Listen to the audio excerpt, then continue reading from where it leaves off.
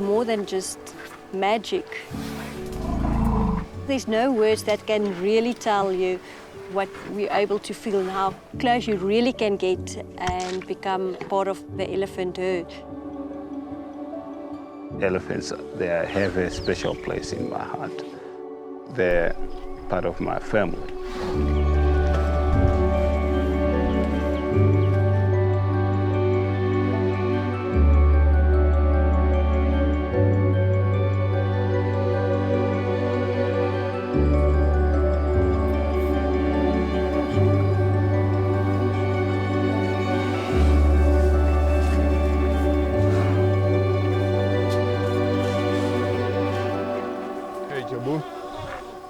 Hello, my boy.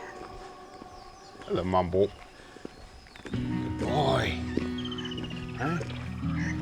Good morning. How are you? Lindy. Hello, Lindy. Hello, Lindy. Whenever I hear of an elephant dying or elephant being poached, you know, it's like it's another life being wasted.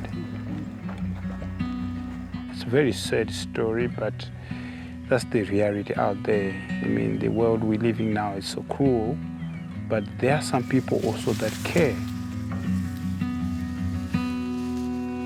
Working in this kind of environment, you always get people that just loves animals and they just want to work with the animals. But it's hard work. Elephants are overall just tricky. They need other elephants, they need a lot more stimulation, and that you don't have with the rhinos. You know, that's where your social structure of the elephants are so much more complicated.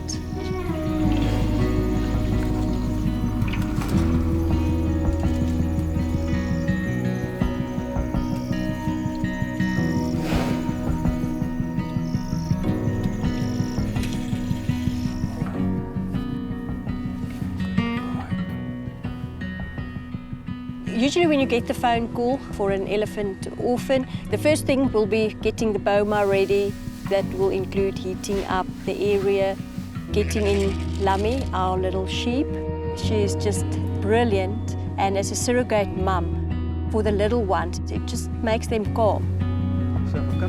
With the domesticated herd, the Jabulani herd, this herd of elephants needs to contribute towards the bigger picture of conservation.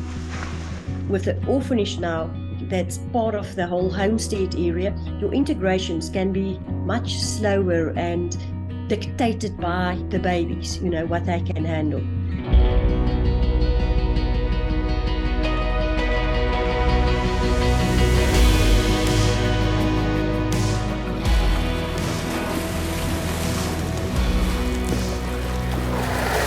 I don't know if it's because they are orphans, that they know how it feels, but they really take those orphans in as if it is their own.